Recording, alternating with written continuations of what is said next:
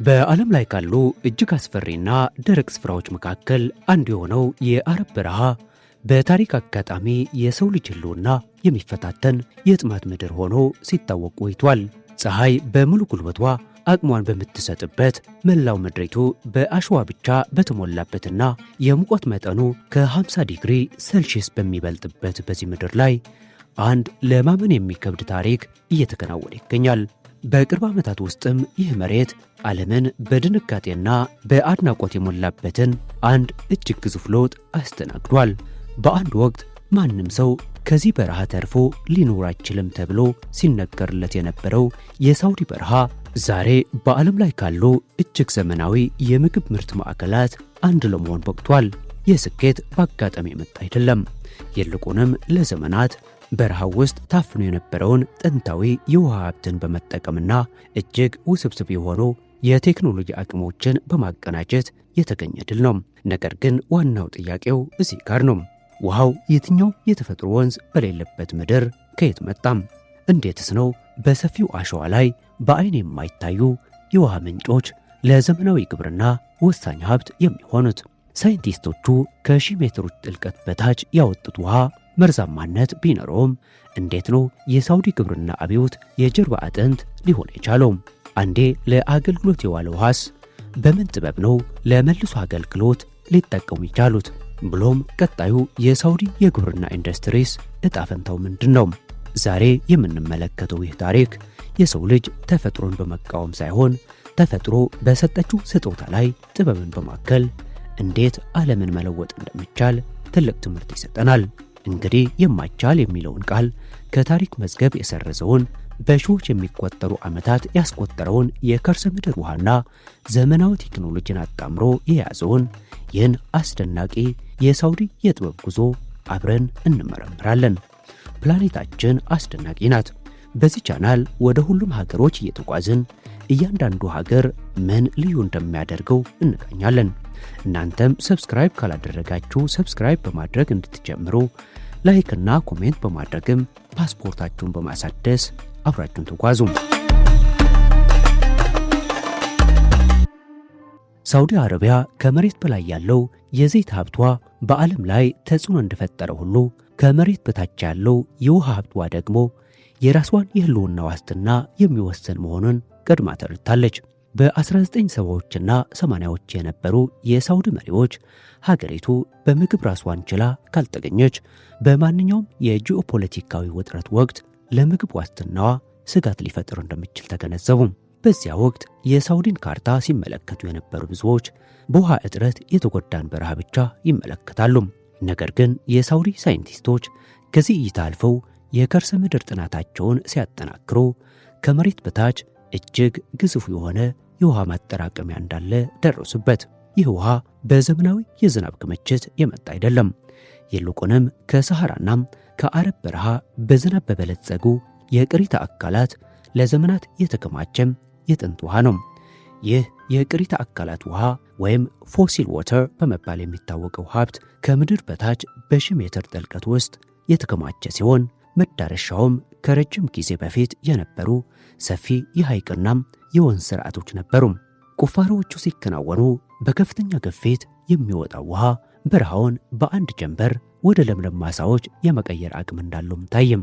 ይሁን እንጂ የሳውዲ ሳይንቲስቶች ገና በመጀመሪያው ደረጃ ላይ ትልቅ እንቅፋት ገጠማቸው። ውሃው ጨዋማና ለተክሎቹ እድገት ተስማሚ ያልሆነም ሆነ ተገኘም።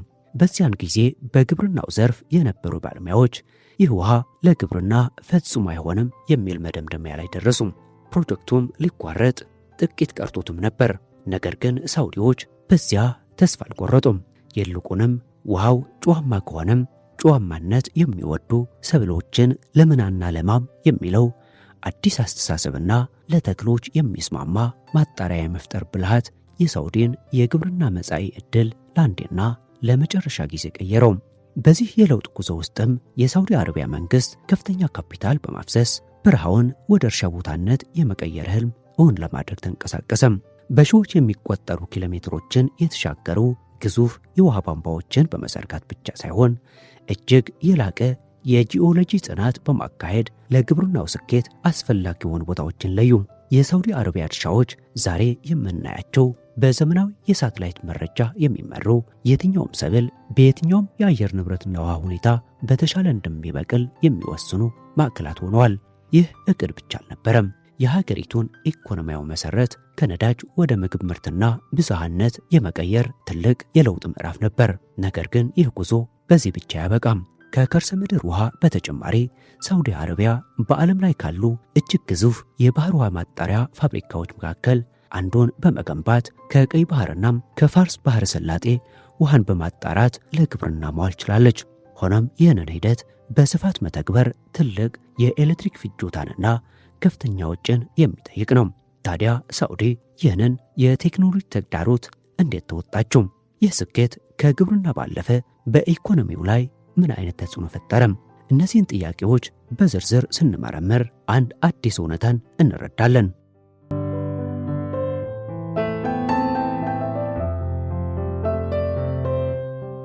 ሳዑዲ አረቢያ የባህር ውሃ ማጣሪያ ቴክኖሎጂን ከማስፋፋቷ በፊት በዓለም ገበያ ተወዳዳሪ ሊሆኑ የሚችሉ ሰብሎችን ማምረት የገጠማት ትልቅ ፈተና ነበር። የባህር ውሃን ማጣራት ከፍተኛ የነዳጅና የኤሌክትሪክ ኃይል ይፈልጋል።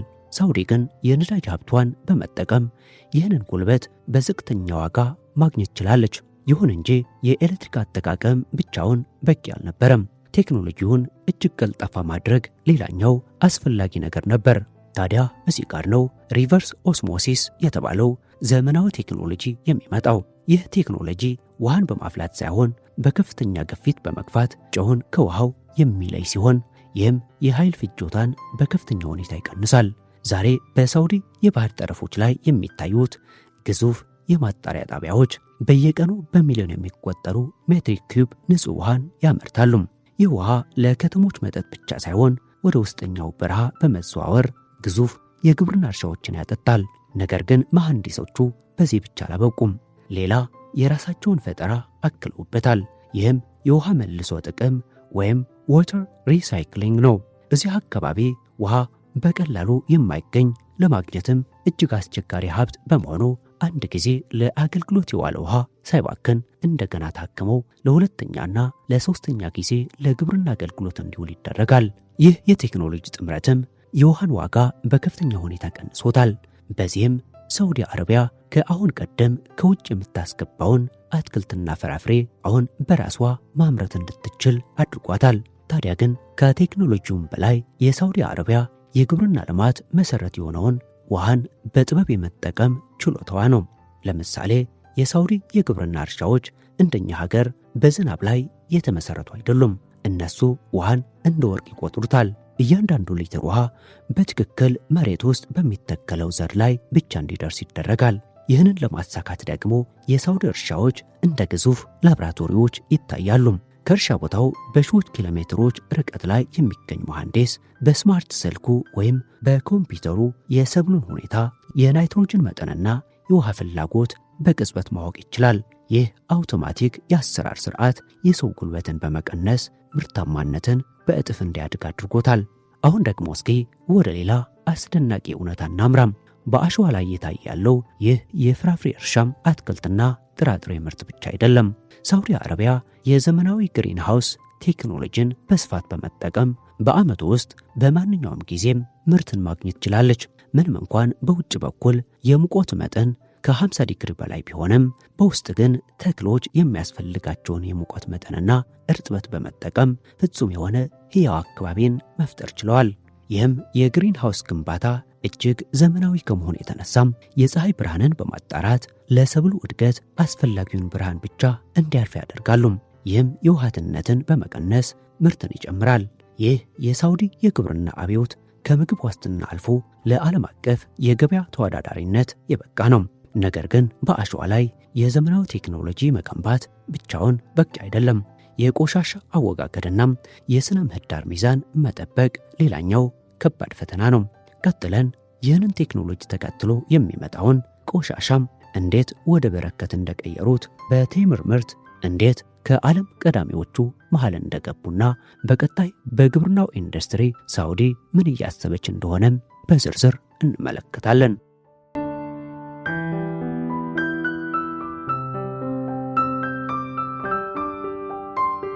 እስካሁን እንደተመለከትነው ሳውዲ በቴክኖሎጂና በውሃ ማጣሪያ ሥራ ላይ ትልቅ ውጤት አሳይታለች። ነገር ግን በግዙፍ እርሻዎችና በዘመናዊ ግሪንሃውስ ውስጥ የሚፈጠር የሰብል ተረፈ ምርትና የውሃ ቆሻሻም እንዴት ይስተናገዳል? እዚህ ጋር ነው የሳውዲ አረቢያ ሳይንቲስቶች ሲምባዮቲክ ሲስተም የተባለውን ዘላቂ የግብርና ስርዓት ተግባራዊ ያደረጉት። ይህ ስርዓት ከእስራኤል የአሳ እርባታ ጋር ተመሳሳይነት ቢኖረውም ሳውዲ በራሷ አቅም በራሷ የሰብል አይነቶችና በልዩ የበረሃ ስነ ምህዳር የገነባቸው የጥበብ መንገድ ነው። ይህ ስርዓት እጅግ አስገራሚ ነው። በግሪንሃውስ ውስጥ የሚያድጉ አትክልቶችና ፍራፍሬዎች ውሃን በጠብታ ወይም ድሪፕ ኢሪጌሽን ስርዓት ይወስዳሉ። በዚህ ጊዜም የሚተርፈው ውሃ ወይም በእርሻው ላይ የሚቀሩ ንጥረ ነገሮች ሳይባክኑ ወደ ሌላ የግብርና ክፍል ይተላለፋሉ። ለምሳሌ የሰብል ምርት ተረፈ ምርት ለእንስሳት መኖነት ይውላል። የእንስሳት ቆሻሻ ደግሞ ታክሞና ተዘጋጅቶ እንደገና ለሰብል ማዳበሪያነት ይሆናል። ይህ ማለት በሳውዲ በረሃማ እርሻዎች ውስጥ ምንም ነገር አይጠፋም ወይም አይባክንም። ይህ የክብ ወይም ሰርኩላር ኢኮኖሚ የግብርና አሰራር በረሃው በራሱ ውስን ሀብት እንዴት ለዘመናት ዘላቂ መሆን እንደሚችል ያሳያል። በተጨማሪም ሳውዲ አረቢያ ለዘመናት የቆየውን የቴምር ልማት ከዘመናዊ ቴክኖሎጂ ጋር በማዋሃድ በዓለም ላይ ካሉ ቀዳሚ የቴምር አምራች ሀገራት አንዷ ሆናለች። የቴምር ዛፎች ለበረሃው ሙቀትናም ለጨዋማ ውሃ ያላቸው ከፍተኛ የመቋቋም አቅም ሳውዲዎች በብልሃት እንዲጠቀሙበት አድርጓቸዋል።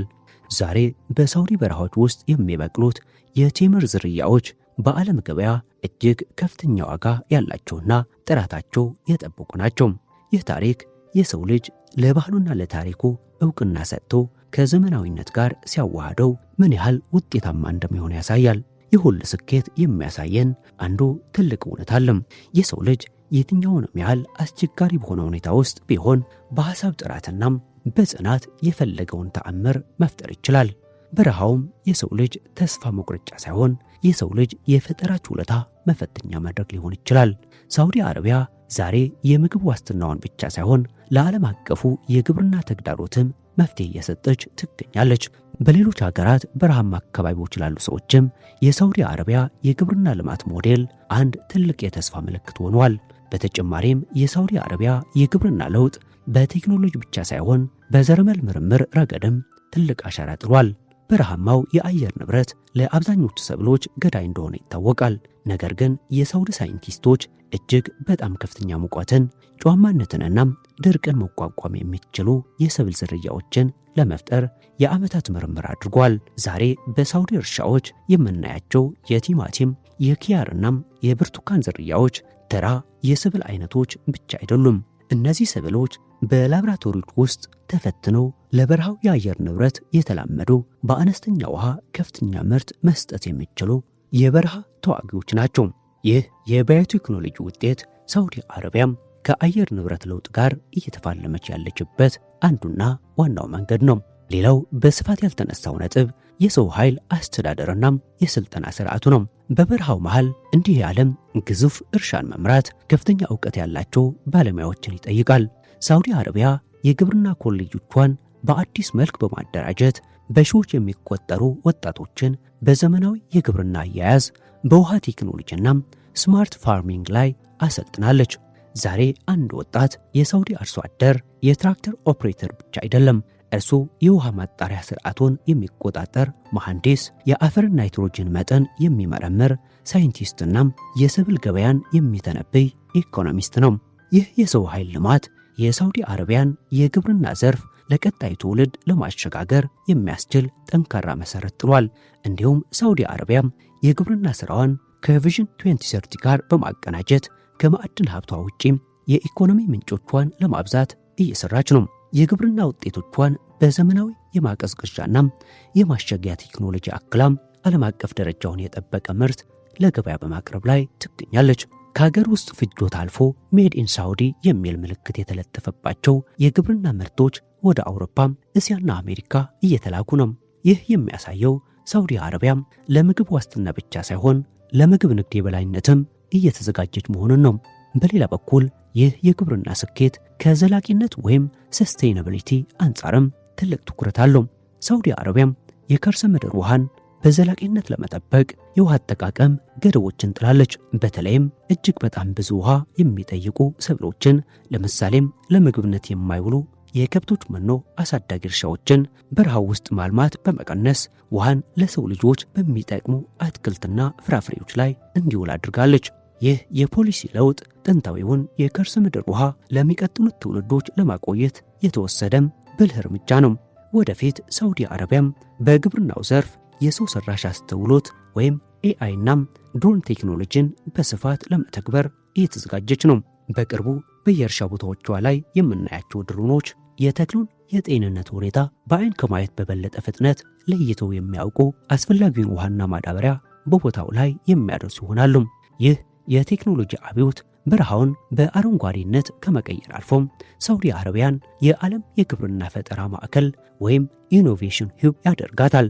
በመጨረሻም ይህ የሳውዲ አረቢያ ጉዞ ተፈጥሮ አስቸጋሪ ብትሆንም የሰው አእምሮ ግን ከሷ በላይ መፍጠር ይችላል የሚለውን እውነት የሚያረጋግጥ ነው። በየቀኑ በምናደርገው ጥረት ውስጥ እንደ ሳውዲ አረቢያ በረሃማ በሆነው የህይወት ጎዳናችን ላይ ከጥንት ዕውቀታችንና ከዘመናዊ ቴክኖሎጂ አጣምረን መጠቀም ብንጀምር ምን ያህል ተአምር መፍጠር እንችል ይሆን? እያንዳንዱ ጠብታ ውሃ፣ እያንዳንዱ የፀሐይ ብርሃን በትክክለኛው መንገድ ሲጣመሩ የማይቻል የሚባል ነገር እንደሌለም ሳውዲ አረቢያ ለዓለም ሁሉ አሳይታለች። ይህ ታሪክ የቴክኖሎጂ ታሪክ ብቻ ሳይሆን የሰው ልጅ በፈጣሪ የተሰጠውን የማሰብ ችሎታ ተጠቅሞ መሬቱን ወደ በረከት እንዴት እንደሚለውጥ የሚያሳይ የጽናት መዝሙር ነው። አሁን ለጥያቄዎች በሙሉ በሳውዲ በረሃ ውስጥ አስገራሚ መልስ ተጽፏል። እሱም እንዲህ ይላል። የማይቻል የሚለው ቃል በድፍረትና በስሌት በሚኖር ሰዎች መዝገበ ቃላት ውስጥ የለም። ለዛሬው በዚህ አበቃን። በሌላ ኤፒሶድ እስክንገናኝ ቸር ሰንብቱ።